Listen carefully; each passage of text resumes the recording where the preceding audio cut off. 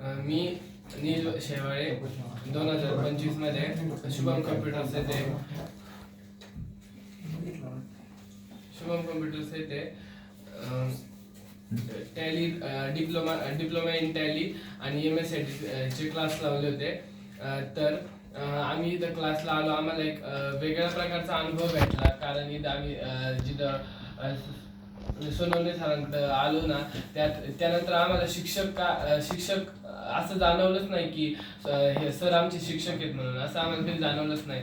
त्यांनी आम्हाला मित्रांनी शिकवलं, सर प्रत्येक गोष्ट समजून सांगितले. या अगोदर मला कम्प्युटरचं काहीच नॉलेज नव्हतं.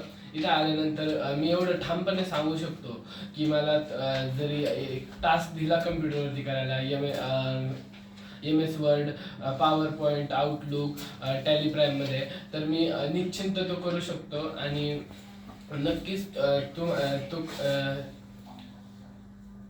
नीट प्रकारे पार पाडू शकतो. तर तुला कसं वाटलं 6 महिन्याच्या प्रवासामध्ये? विशेष करून तुला असं काय वेगळं वाटलं? म्हणजे कम्प्युटरचं नॉलेज तुझं वाढलं असं तू म्हणतो. वर्ड, एक्सेल, पॉवर पॉईंट असेल, इंटरनेट असेल, विंडोज असेल, त्यानंतर फोटोशॉप असेल, टॅली वगैरे असेल. तर हे जे नॉलेज, जसं तू आता मला एक कोणताही टास्क दिला याच्यावरती, तर 100% तू त्याच्यावरती टास्क कंप्लीट करू शकतो. असा एवढा आत्मविश्वास तुझ्यामध्ये शुभम कम्प्युटरमध्ये बिल्डिंग अप झाला असं वाटतं का? हो, नक्कीच.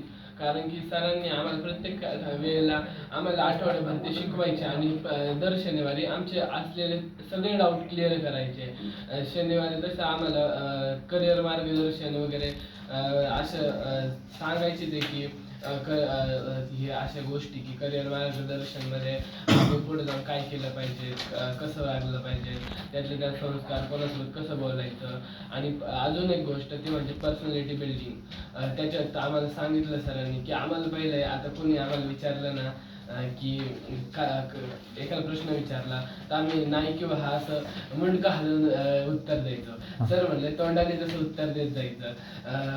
तेव्हा आपल्याला पुढे इंटरव्ह्यू वगैरे मध्ये आपली पर्सनॅलिटी अशी बिल्डअप करायला आम्हाला प्रोत्साहन दिलं.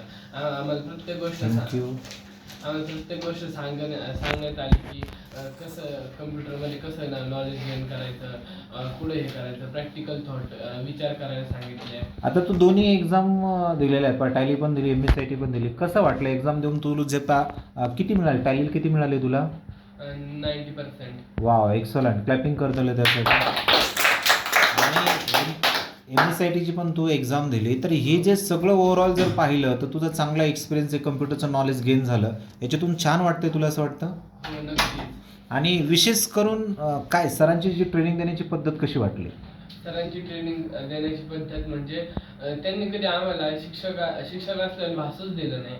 त्यांनी आम्हाला एका मित्राप्रमाणे ट्रीट केलं आणि एका मित्राप्रमाणे आम्हाला त्यांनी प्रोत्साहन पण दिलं आणि असं हसून खेळून आम्हाला शिक्षण पण दिलं.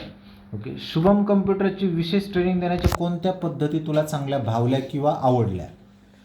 इथं आम्हाला शुभम कम्प्युटर्समध्ये आम्हाला दर शनिवारी करिअर मार्गदर्शन, अजून बऱ्याच प्रकारचे मार्गदर्शन, जसे कम्प्युटर बाबत असलेले आमचे डाऊट्स वगैरे ते आम्हाला आमचे सॉल्व केले सरांनी.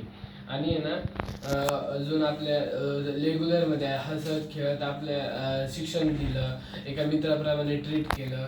हे अति चांगलं होतं ना, अति उत्तम होतं. काही गोल्डन स्टेटमेंट वगैरे आठवतंय का, समजा असं सरांनी करिअर मार्गदर्शन मोटिवेशनल लेक्चरमध्ये दिलेलं? ब्रेनला डायरेक्शन पाहिजे. वा, एक्सलंट. थँक्यू. नाईस. आणि येणाऱ्या नवीन काय बॅचेस आहेत त्यासाठी काय मेसेज देऊ इच्छितो का? येणाऱ्या नवीन बॅचेससाठी मी असं सांगू इच्छितो की चांगल्या प्रकारे शिकवतात तर पण सोबत एका मित्रावाने इथं ट्रीटमेंट भेटते आणि हसत खेळत शिक्षण होतं. त्यामुळे आहे ना इथं ह्या ठिकाणी आपण ह्या ठिकाणी तुम्हाला भविष्यात जरी आपल्याला काही करायचं आहे, घडायचं आहे, तर ह्या ठिकाणी नक्कीच आपल्याला डायरेक्शन भेटेल. बरं, आता शुभम कम्प्युटरचं गुरु कम्प्युटरमध्ये मायग्रेशन्स होत आहे, म्हणजे स्थलांतर होत आहे. तर तुला असं वाटतं का खरंच एक गुरु मार्गदर्शन म्हणून शुभम कम्प्युटरने दिलं असं वाटतं का? हो, नक्कीच. Yes, thank you very much. निश्चित त्यासाठी क्लॅपिंग करत खूप सुंदर नाईस.